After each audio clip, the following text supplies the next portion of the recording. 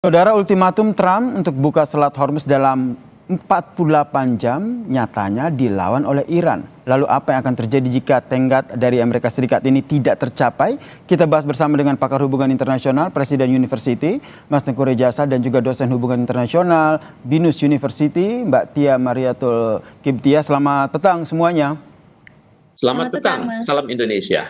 Saya ke Mbak Tia dulu. Mbak Tia, Anda membacanya ini ultimatum Trump ini hanya omongan biasa atau akan ada konsekuensi jika tidak dituruti oleh Iran? Saya sepakat dengan Prof. Susi ya. Ini dikhawatirkan nanti ujungnya ketika mereka deadlock tidak bisa menyelesaikan perang dengan Iran ini adalah digunakannya senjata nuklir. Karena pertama, catatan dari saya, satu, Iran tidak terbukti memiliki senjata nuklir. Tapi penganiayaan uranium Iran memang dilakukan untuk energi, for the prosperity. Jadi hanya untuk kesejahteraan masyarakatnya. Yang kedua, alasan kedua mereka menyerang Iran, Amerika Serikat dan Israel itu adalah untuk menurunkan rezim. Kemudian sekarang tujuan menurunkan rezim pun tidak berhasil karena ternyata Ali Khamenei lain itu sangat banyak di Iran begitu ya. Pun mujtaba misalnya berhasil dilengsarkan, itu akan ada mujtaba lain. Memang sistemnya sangat rapi, sangat berlapis dan tidak mudah dilengsarkan atau tidak mudah diganti sistem vilayat al-faqih ini di Iran begitu.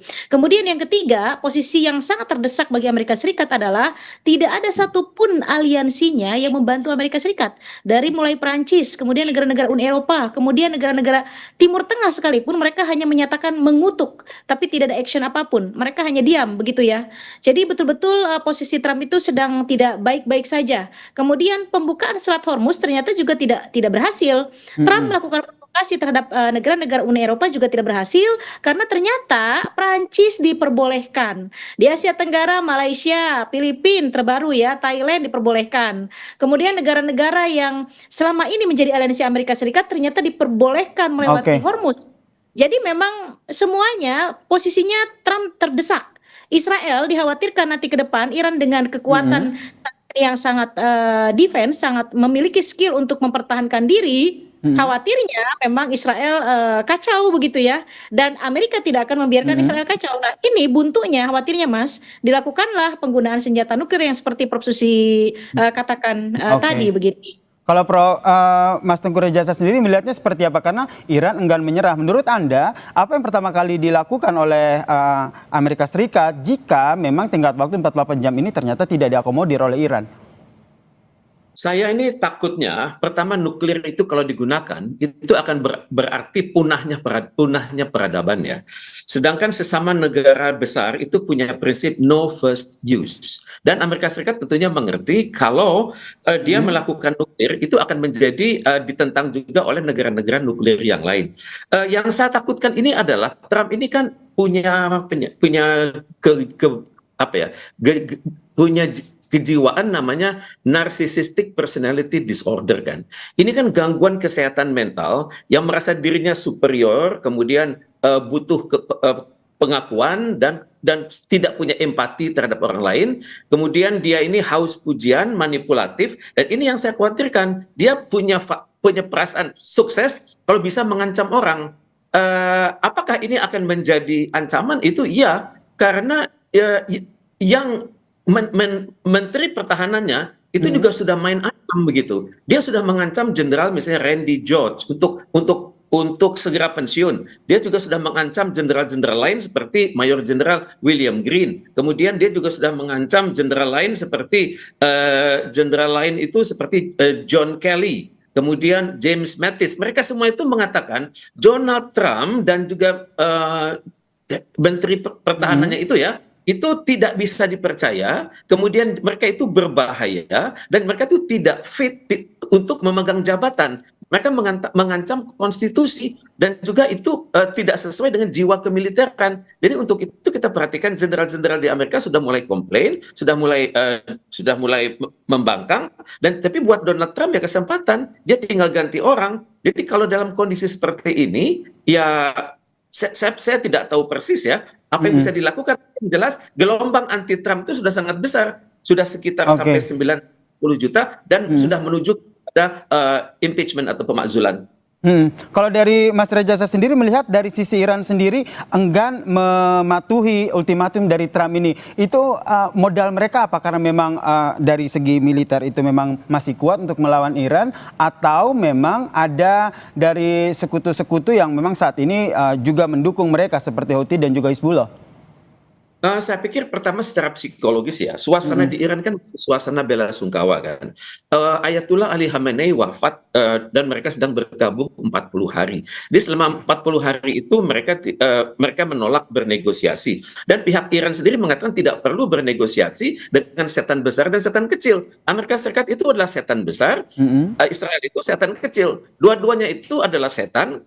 Pasti kalau bicara apa itu pasti bohong. Kemudian kalau nanti terikat pada perjanjian, mereka itu akan ingkar, dan kalau sudah bersama-sama menjalankan sesuatu, mereka akan menggunting dalam lipatan. Dan untuk itu saya pikir Iran sedang mempersiapkan berbagai mekanisme dengan China dan Rusia. Hanya dua negara ini yang mereka bisa percaya untuk menggalang solidaritas di PBB, sehingga nanti PBB bisa melahirkan sesuatu resolusi di Dewan Keamanan, walaupun nanti skornya belum tentu mereka itu menang. Tapi dari pengalaman selama ini ada negara-negara yang like minded atau dapat diajak berbicara dengan normal, dengan tulus, bahwa dunia ini akan punah.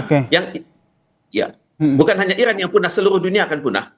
Baik, kalau dari Mbak Tia sendiri melihatnya seperti apa? Karena kita lihat ancaman Trump dibalas dengan pernyataan tegas Iran bahwa mereka tidak mau menuruti apa yang menjadi ancaman Trump. Tentu saja dampaknya nanti tidak hanya terhadap Iran sendiri, tapi bagaimana negara-negara teluk yang ada di sekitar wilayah Iran. Anda membacanya negara-negara teluk ini akan mengambil sikap seperti apa? Saya pikir negara teluk sampai saat ini masih pada posisi mengecam. Jadi tidak akan ada yang berani action karena memang mereka hanya memiliki resource, tapi mereka tidak punya kapabilitas dalam hal militer atau berperang begitu. Jadi memang dalam hal keberanian pun memang kurang. Iran dan negara teluk kan berbeda ras ya, Arya dan Arab itu berbeda. Jadi memang secara keberanian pun berbeda. Mereka hanya menyatakan statement stop perang, kemudian jangan menyerang mereka, hanya di sebatas itu. Dan tetap mereka believe terhadap Amerika Serikat dan mengharapkan Amerika Serikat melindungi mereka begitu. Dan saya pikir ini tidak akan ada sesuatu perubahan dari negara-negara teluk. Justru diharapkan itu tadi seperti Pak Teguh katakan, bahwa harapan kita, saya berulang kali di berbagai media menyatakan satu-satunya mediator yang bisa menghentikan perang ini adalah misalnya Cina. Masalahnya adalah Cina bersedia atau tidak untuk menjadi mediator, atau Amerika Serikat mau atau tidak menjadikan Cina sebagai mediator. Kenapa Cina, Mbak Tia? Karena tidak ada lagi negara mana, Pakistan, kemudian MBS, Arab Saudi, mereka berkumpul belum lama ini bertiga ya. Tapi yang mereka katakan hanya national interest mereka masing-masing, bagaimana energi tetap supply dari Timur Tengah lancar. Jadi hanya membicarakan bagaimana income untuk negara masing-masing. Tapi mereka tidak berpikir bagaimana menyelesaikan konflik ini secara permanen. Yang mereka pikirkan hanyalah uang, begitu ya, hanyalah national interest mereka sendiri. Jadi Pakistan itu aliansi Amerika Serikat, tentu Iran tidak kepercayaannya tidak tinggi terhadap Pakistan. Siapa lagi menjadi mediator? Artinya hanya Cina dalam hal ini yang bisa berdiri di tengah-tengah antara Amerika Serikat dengan Iran. Masalahnya Amerika Serikat mau atau tidak, atau Xi bersedia atau tidak untuk menjadi mediator seperti yang dilakukan antara Iran dengan Saudi Arabia ya pada 2019. Mereka membuka hubungan diplomatik, dua negara ini berhasil damai begitu dengan mediator Cina. Nah, kali ini tidak, Cina mau tidak begitu ya, karena yang dipercaya Iran seperti Pak Teguh bilang ya hanya Cina dan Rusia begitu. Jadi ya itu negara yang menjadi mediator untuk kembali ke meja pembicaraan hanyalah Tiongkok begitu. Kalau Mas Teguh sendiri melihatnya seperti apa? Rusia dan juga Tiongkok ini akan mengambil posisi sebagai mediator, atau mereka justru memberikan dukungan secara militer begitu? Karena selama ini informasi yang beredar, Tiongkok dan juga Rusia ini secara dalam tanda kutip memang membantu dalam serangan-serangan yang dilakukan oleh Iran kepada Israel maupun Amerika Serikat. Terima kasih. Kalau sebatas non-nuklir, saya pikir Rusia dan Tiongkok ada di situ ya. Tapi kalau sudah masuk ke dalam ancaman nuklir, ini adalah ancaman untuk punahnya bumi begitu. Karena dampak dari nuklir ini itu lebih dahsyat daripada kombinasi Hiroshima plus Nagasaki plus Chernobyl plus Fukushima.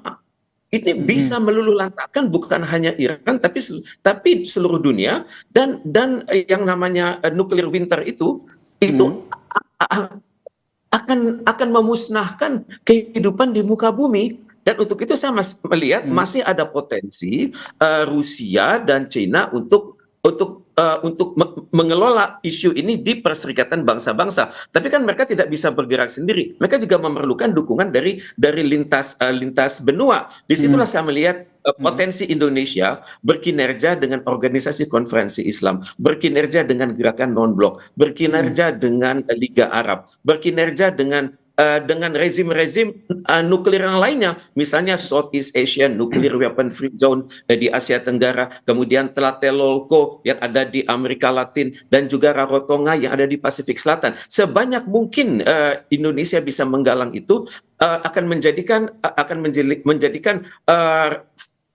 draft resolusi dari Rusia dan Cina ini sangat kuat di Perserikatan Bangsa-Bangsa, karena selama ini mereka itu kalah di PBB karena ada anggota-anggota tidak tetap itu yang ternyata sangat dekat dengan Amerika Serikat. Seperti anggota tidak tetap itu kan ada 10, Denmark, Greece, Pakistan, Panama, dan Somalia. Kemudian ada Bahrain, ada Kolombia, ada Kongo, ada Latvia, dan Liberia. Selama ini mereka Amerika Serikat. Dengan kata lain, Mas Reza, Anda melihat sebenarnya Tiongkok dan juga Rusia ini sebenarnya punya posisi yang strategis begitu, menjadi mediator antara konflik yang terjadi di Timur Tengah antara Amerika Serikat dan juga Israel dan melawan Iran begitu. Tapi pertanyaan selanjutnya, kenapa posisi strategis tersebut tidak dilakukan, tidak dieksekusi oleh kedua negara ini?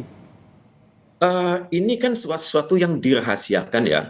Tentunya Tiongkok dan Rusia sedang berunding di balik layar ini, karena mereka tahu sekali yang dihadapi adalah seorang Donald Trump dan seorang Hexet yang sama-sama itu punya masalah kejiwaan. Mereka juga masih melihat bahwa masyarakat Amerika Serikat juga ternyata kok diam-diam saja begitu. Kongresnya diam, senatnya diam, kemudian masyarakat umumnya diam. Tampaknya mereka diam-diam juga menyetujui rencana gila-gilaan dari Donald Trump ini. Dan ini yang tampaknya harus diingatkan kepada PBB. Bahwa PBB harus ambil alih. Tidak ada Rusia dan Cina itu bisa-bisa diganggu oleh PBB dalam berbagai forum. Tapi kalau Sekjen PBB berkoalisi dengan Rusia dan Tiongkok, itu kemungkinan besar bisa mendapatkan simpati dunia. Disinilah saya melihat peran pidato Karno tahun 60 silam tanggal 30 September dengan mengatakan to build the world anew. PBB ini harus direformasi karena dia energinya sudah berkurang. PBB ini seperti NATO, no action talk only begitu. Kalau dari Mbak Tia sendiri melihatnya seperti apa? Pertanyaannya kepentingan apa dari kedua pihak, Iran melawan Amerika Serikat dan Israel, akhirnya kedua negara tersebut bisa duduk untuk berunding, tidak ada lagi perang militer, tidak ada lagi saling serang. Tapi jangan dijawab dulu Mbak Tia. Pertanyaan gantung saya tadi ke Mbak Tia Mariatul ini terkait dengan sebenarnya kepentingan apa dari kedua belah pihak agar mereka ini bisa duduk di meja perundingan. Agak susah dalam kondisi saat ini ya Mas, karena memang situasinya Amerika Serikat menginginkan untuk kembali ke meja perundingan, tapi serangan terus dilakukan. Kemudian provokasi dari Israel juga masih cukup kuat. Sementara Iran juga harus tetap strong, harus tetap melakukan retaliation selama Amerika Serikat terus menyerang infrastruktur Iran.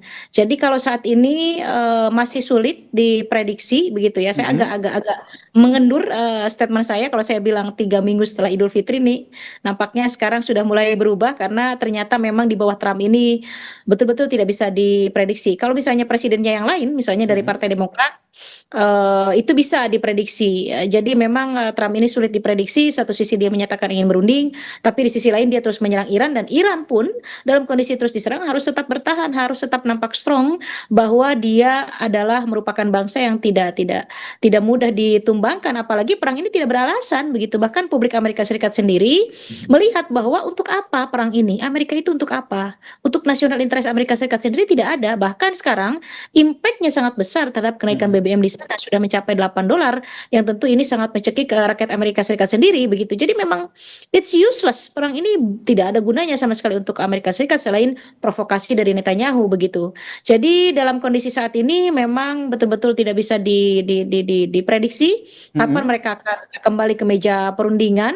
Bisa jadi secepatnya atau bahkan bisa lebih lama lagi, tergantung situasi posisi domestik politik Amerika Serikat sendiri. Baik, ini berarti percaya memang sulit diprediksi ya, mereka akan duduk ya, di meja perundingan ini. Kalau seandainya duduk di meja perundingan tidak bisa dilakukan, tentu yang dikhawatirkan adalah akan ada perang darat begitu. Kalau dari Mas Reza sendiri melihatnya, jika itu perang darat itu pecah, bagaimana posisi dari Rusia dan juga Tiongkok ini sendiri? Apakah akan mengambil posisi untuk membantu militer dari Iran?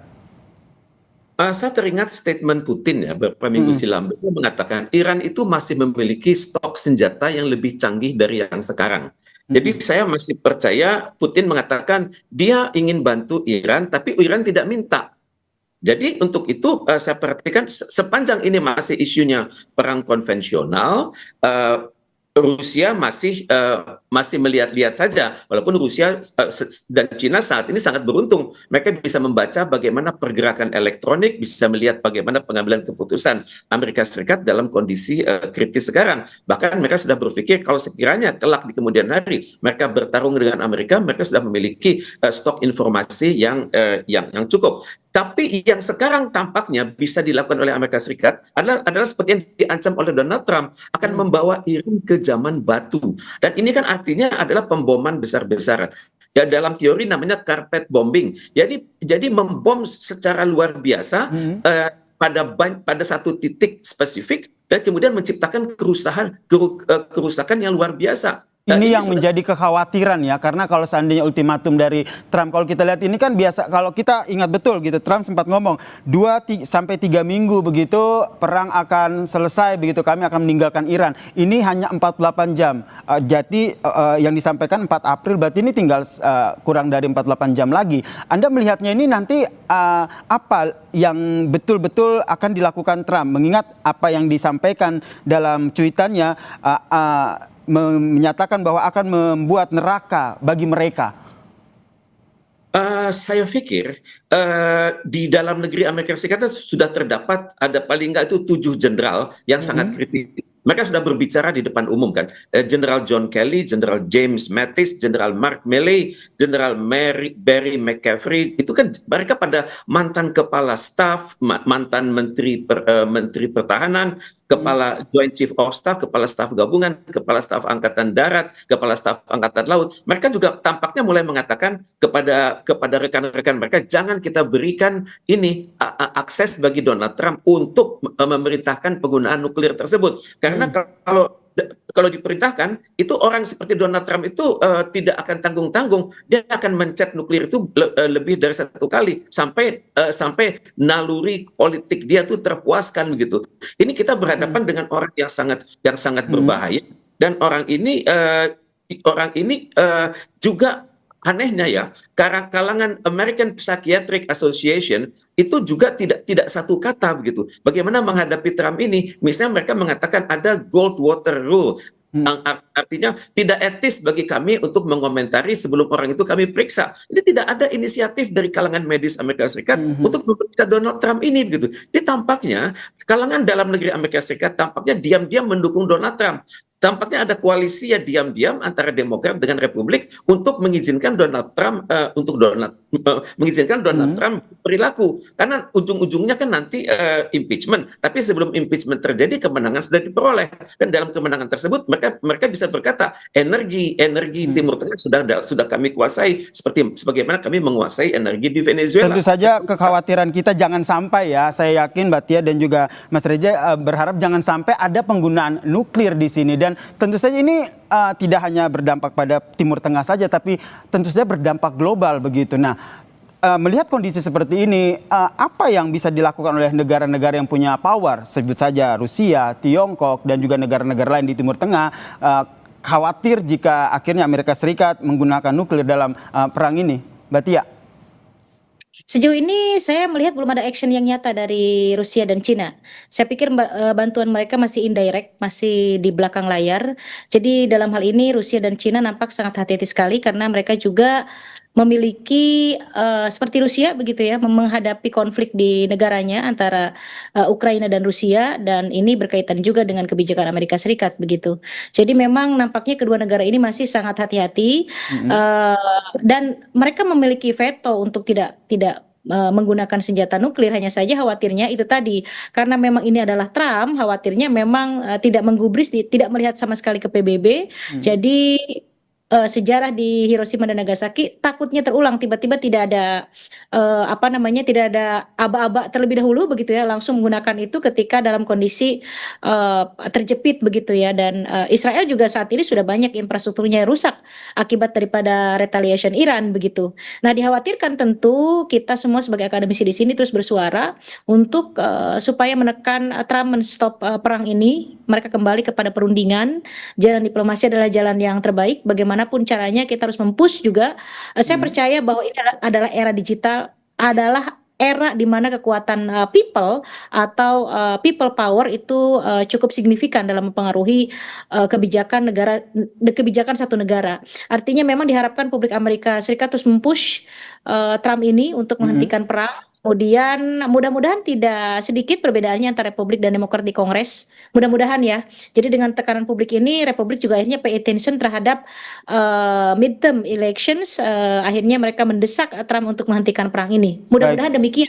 Karena kalau ini terus berlanjut, efeknya sangat luar biasa terhadap perekonomian global. Dan khawatirnya itu tadi, karena ini Trump gelap mata, tidak melalui proses PBB, tidak melakukan diskusi terlebih dahulu, langsung melakukan serangan yang kita khawatirkan itu tadi, Mas. Nah, harapannya tidak terjadi ya seperti yang tadi disampaikan, dan ini semoga negara-negara yang punya power itu juga bisa segera mengambil sikap sehingga apa yang kita khawatirkan ini tidak terjadi dan perundingan bisa terjadi antara kedua belah pihak. Terima kasih pakar hubungan internasional dari Presiden University, Mas Teguh Rejasa, dan juga dosen hubungan internasional BINUS University, Mbak Tia Mariatul Kiptia, telah berbagi perspektifnya di Kompas Petang. Salam sehat semuanya.